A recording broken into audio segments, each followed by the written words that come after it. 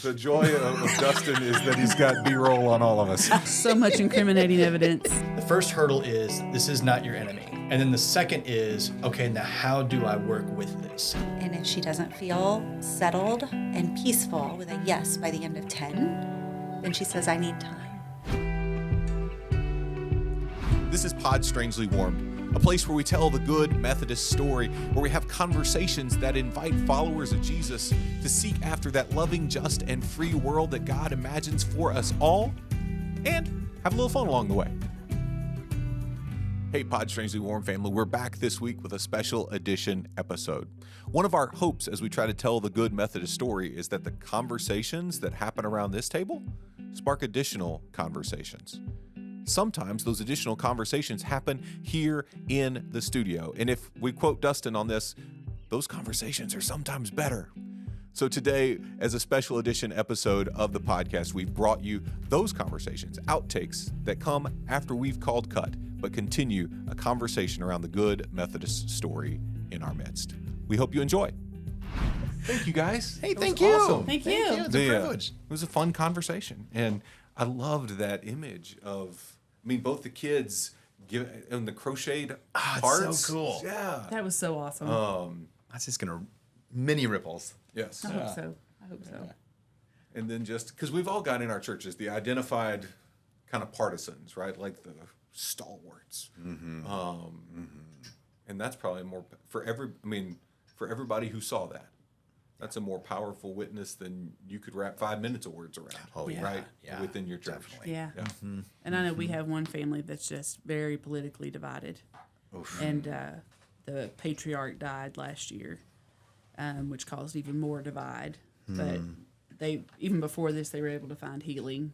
Good. And I pray that this has helped them find more Yes. healing, because they're just, even in the community, just a superpower family. Yeah. What a metaphor for America. Yeah. Right. Yeah. Right. Yeah. Wow. Oh, for sure. And go Lily. I know. These are so good. She's amazing. That's awesome. I have to figure out what prize to get them. Right. Buying dinner. Dinner with the pastor. That's it. That's it. What everybody wants. Exactly. You had the same I kind tell of you heart what, I so do. Dawn might not remember this, but I was on DCOM when you started your process and coming through. And Oh, so very I cool. remember you coming for your annual reviews and telling your story. And so, like I said, I That am was a long time I am ago. so, I don't know if proud is the right word, but I'm glad to be thank colleagues you. with you, Dawn. Thank you. I need Yeah. all kinds of affirmations. these Absolutely. days. Because I'm hitting myself for being a licensed local pastor. Because I was on the process. And I just decided, I remember why that. take that time away from my ministry when, when you're a second career pastor, I didn't want to go through all those years. And, I just wanted to be I thought as long as I work hard, I'll never lose my job. So, oh well. Licensed local pastors need extra love. Yes, they do. They do. Yeah, I said we should get a bumper sticker that said Jesus was a licensed Local pastor. And I know the apostles probably were. Itinerant preacher. Yes, very itinerant, yes. It was good. That was fun. Yeah, Thanks, it was. Anna. You're amazing. Oh. I feel like I got a lot of credit for just sitting next to Anna in this. No, I think as a pastor, though, as a preaching pastor, I can't speak to that because I preach once a year and I can't use AI because I only preach once a year. I would lose all of my skills. I'm going to take all. Well, and there's a legit, I do better 40 to 44 times a year than I do 52. Yeah. Yeah. I love the using it for critique piece. Yeah. Right? Unpack this, Yeah. highlight where this is too Pollyanna or Yeah. whatever. Yeah. Or am I missing a major point people are asking about? Yeah. Yeah, it really is helpful. It has helped me reshape.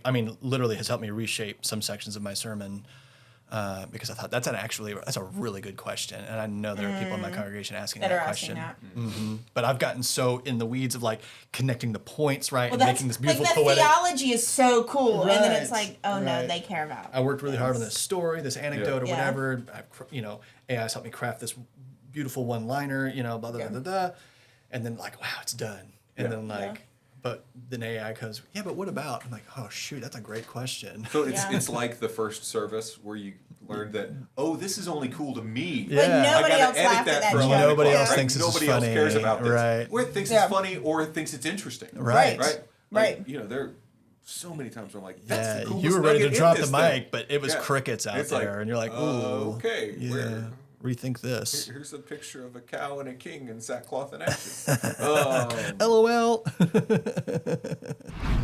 Yeah, there's things that I've heard people do with chatbots and stuff that I haven't even figured out how to do yet with when it comes to even creating schedules. If you have Yeah. people and Yeah. needs, it'll schedule doing project management. Yes. Like, I haven't done any of that stuff yet, primarily because that's typically not within my scope. Yeah.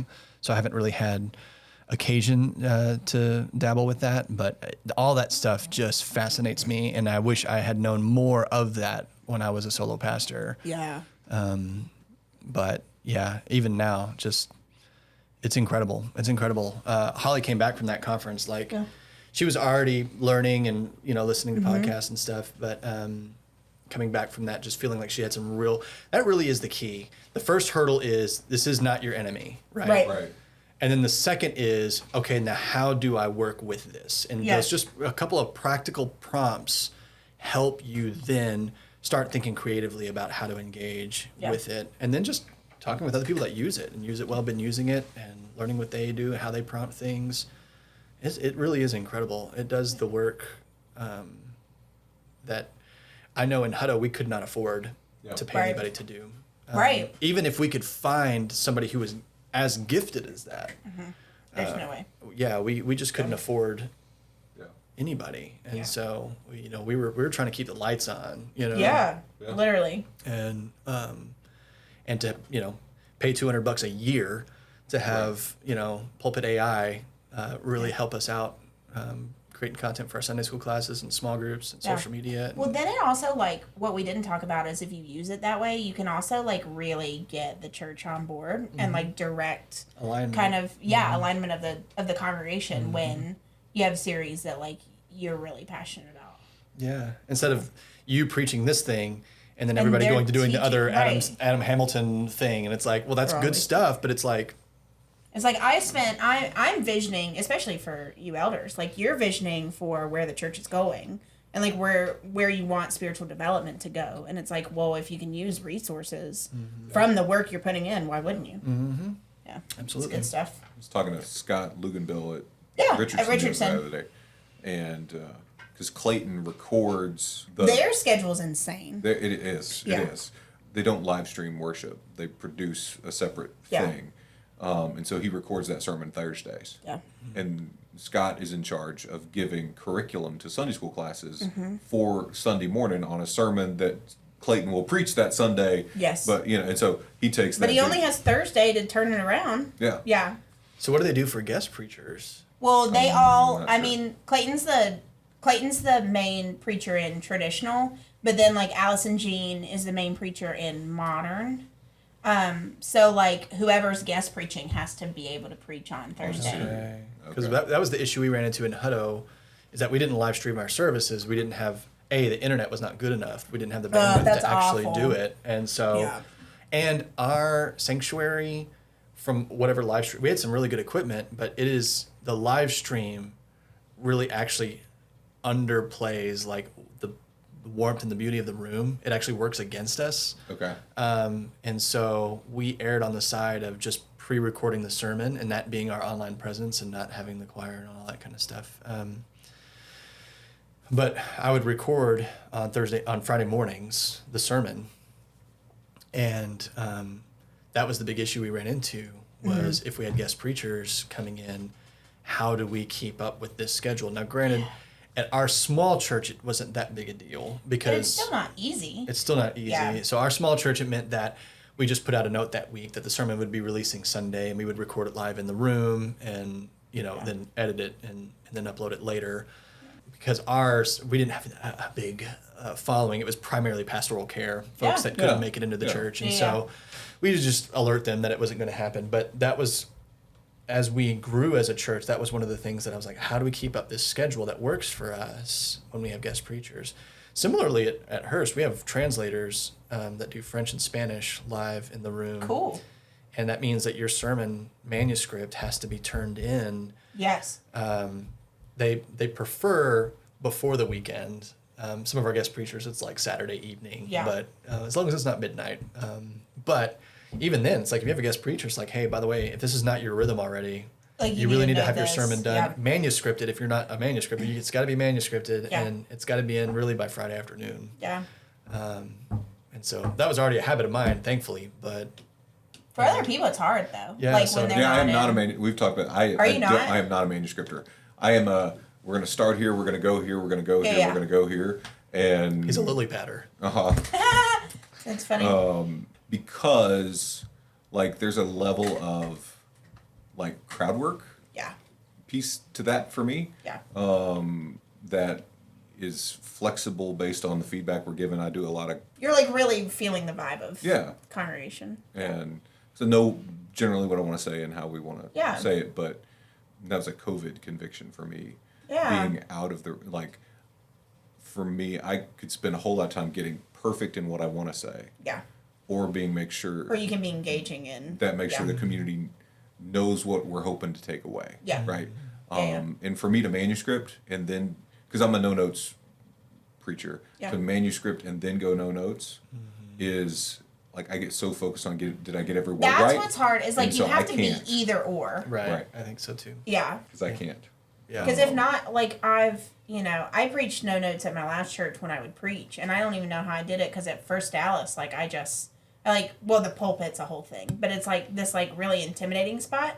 But I've like tweaked those words to be perfect. I've crafted this Yes. paragraph. Yeah. It's Yeah. work. It's And if I awful. don't do it like that, it really loses its power. Yeah. In my mind. it In your does. mind. Yeah. Yeah. In my mind Yeah. it does. I feel you. Yeah. I used to preach no notes, but yeah, ever since I started manuscripting, I'm better for it. I need to do it because Like it gives you more discipline. it gives me more discipline Yeah. because if I have lily pads, my sermon's gonna be 40 minutes long. Because even if I'm not feeling the room, I'll be feeling myself. I'll be Yeah, like, I respect that. you know, This is a great sermon. man, I'm Yeah. rocking and rolling up here. People, Yeah. you know, Yeah. but that disciplines me on time. It still gets away from me a little bit, but Yeah. much less than it would otherwise. And I do need to. It makes me think deeply about how I'm going to say it. I need that. But yeah, that means I can't get away from it either because I have crafted parts of it that I need to So say you're like, this that. is, yeah, I this need to is say it. it like this. Mm-hmm. Yeah. Julian used to say he writes his way to clarity. Yeah. See, I talk my way to clarity. Yeah. So like if I haven't talked through it 4 times before I get to Sunday morning, I'm Right, not- because your discipline's in a different way than like crafting perfect paragraphs. right. Yeah. My brain is like tangled up headphones, and writing helps me Yeah, I untangle respect it. that. And so I hate it. I really hate writing. Hate it so much. It's a miracle I got through seminary because I hate writing so much. But I also really appreciate the discipline of writing Yeah. and what it does for me. Speaking of which, I was listening to a podcast the other day about somebody in AI and that they are a verbal processor and that they do some of their best thinking either in the car or like, you know, between meetings or Yeah. that something will spark. And they basically just record it and That's then have an AI. Uh-huh. have AI like clean it up for them. Yeah. Huh. Okay. One of my Yeah. team members does that constantly Okay. because he's just moving about the church, and so he'll just like record. Like that's really how he did that proposal for the lighting. Was like he was like, okay, there's 32 bulbs out, 28 different color, 78 total, whatever, and so it just spit out this proposal. It was wild. Okay. Nice. Yeah. Have y'all seen the failed AI that like lives on your chest that you can talk to, or it like it's like a Google Home or Alexa that it like pins like a name tag to you. Oh my god, that's funny. And you can talk, like you can hit a button and talk to it, and then you can hold your hand out and it'll project out and you can read its responses and stuff. Oh my gosh. It started like a year ago and it did not do well. But I know it's improving and working on it. So That's wild. yeah. That's cool. Yep, because is it Android? Somebody has got a commercial out right now about their conversational AI, where The friend one. yeah, something like where they're having conversations with it, and they're even asking like, "Can I interrupt you?"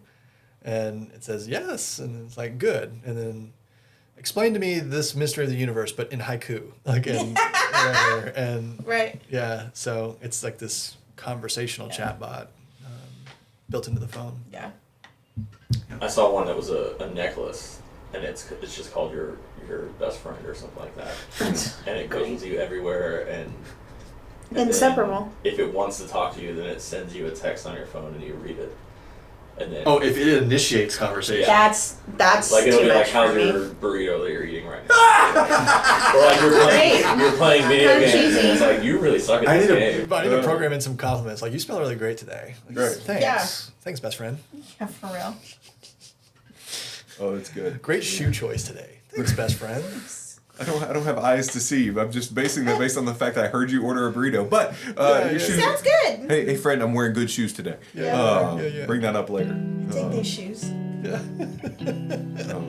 This will be one of those podcasts where you get to kind of come out the other side of it, Yeah. not being informed, maybe being a little reformed. Yeah. Lori sent me the song that you played yesterday. Have you heard the song? Where's my phone? Listen to the song. It's okay. Everybody gets a little weird some days. Hey, it's okay. Everybody feels kind of weird. I should get out of bed. I should probably drink some water. Shoulda. Feel better. Get outside and out my mind and I won't feel better. Scrolling through the videos and pictures. Scrolling till my eyes turn to liquor. Feeling overstimulated, maybe it's a sign. If I'm here any longer, I'll get tan lines from the brightness. Nothing's really wrong yet. Nothing's really wrong yet. That would have been something Nothing's good to really broach. wrong. How much do we borrow the anxiety? Hey, it's okay. Everybody gets kind of weird some days. Hey, it's okay. Everybody feels kind of weird some days. You don't have to try to please nobody. You just gotta try to please your own body. Hey, it's okay. Everybody feels kind of weird some days.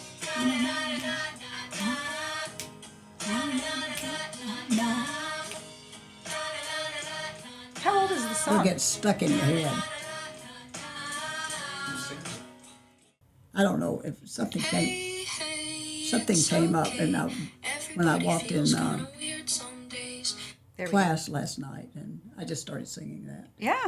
Then I pulled it up on my phone. Everybody's kind of looking at me like, okay. I don't know what it is lately. People around me are getting really irritated, but I just break out in song. It's whatever, and I can come up with any kind of song to any kind of word.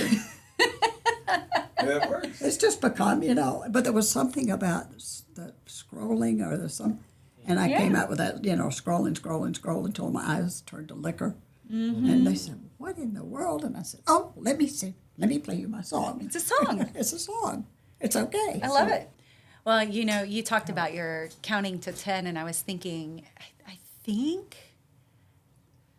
it was Liz Gilbert. I don't think it was Brene Brown. I think it was Liz Gilbert that went on Glennon Doyle and Abby Wambach's podcast. And the topic was how to say no, which is why I was like, I'm in, right? That's Sure, Josh's pet yeah. peeve of mine, as I'm bad at saying no. Yeah. And she was saying that she has the practice of literally stopping and counting to 10 when someone asks her to do something. She stops and counts. And if she doesn't feel settled and peaceful with a yes by the end of 10, then she says, I need time. And if they can't give time, then it's no. And I was like, that is like a really good practice. Between that and Tracy Christensen and the language of, I can't bring my best self to that. Yeah. Like, what gifts? Like, between those two things, counting, and I can't bring my best self to that. What gifts? Next time the bishop calls, you count. Let me count to 10, and then. No, it's the bishop. He said, let me pray for a minute. Great. Can we pray about this? Talk to my spouse. Before we uproot everybody. Yeah. And I was thinking back, like the one time she ever corrected me, she had asked John, she said, I'm done taking over the Bible study when you go out of town. Kristen needs to do it. And so John and Todd came up to me and said, would you do this? And I was like, sure. And so I took over and I did a few, and then Pastor Joe called me down and she said, sister, let's have a talk. And I said, okay. She said, I'm going to share something with you. I don't want it to hurt our relationship. And I said, Joe, I'm going to stop you. Is what you're about to share with me intended to make me better? And she said, yes. I said, okay, then whatever you have to say, I'm here for it. And she said, I just need you to not, and I picked this up from Jason Valendi, and I still do it sometimes. When I'm talking and I'm trying to gather my next thought, but I'm in a pause moment, I'll say, okay, so are you with me? Right? And Joe said, I need you to quit asking us if we're with you. Our job is to be with you. Don't give us permission to not do our job. That would be a joke. Yeah. Yeah, but she was so gracious about it. Like, she was just like, I don't want this to hurt your feelings. I don't want this to, like, I didn't feel like she was coming at me at all. I was like, I just felt so loved in that moment. Like, this is meant to make you better, right? And that was my radical candor. I'm still in a radical candor phase where people, I need to talk to you about something. Great, let's get on the table right now. Is this intended to make me better or alleviate how you're feeling, right? Because if it's meant to make me better and I can trust that, then you can say damn near anything you need to say to me. Right. But if I can't trust that, then you can't say it. If it's about your feelings, then catch a breath and you deal with those. But if it's meant to make me better, let's have the conversation. Yeah. Right? Let's trust one another in that conversation. Yeah, it was just such a moment. Thank you for joining us on today's episode of Pod Strangely Warmed. We hope you enjoyed the conversations in this special edition episode. If there's been a conversation that we have had on the podcast that you want to see continue, that you want to hear more of, let us know in the comments on this episode so that we can continue to tell the Good Methodist story and spark conversations across the Horizon Texas Conference. Until then, I'm Daniel Hawkins, and this is Pod Strangely Warmed.